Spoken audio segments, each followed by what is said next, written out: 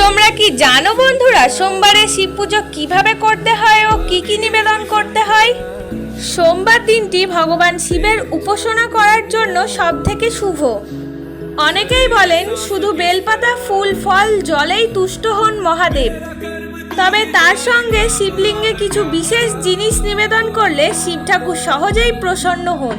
সেগুলি হলো অক্ষত, বেলপত্র, ধুতুরা, চন্দন, দুধ, আখ, গঙ্গাজল ইত্যাদি সোমবার নিবেদন করতে পারো।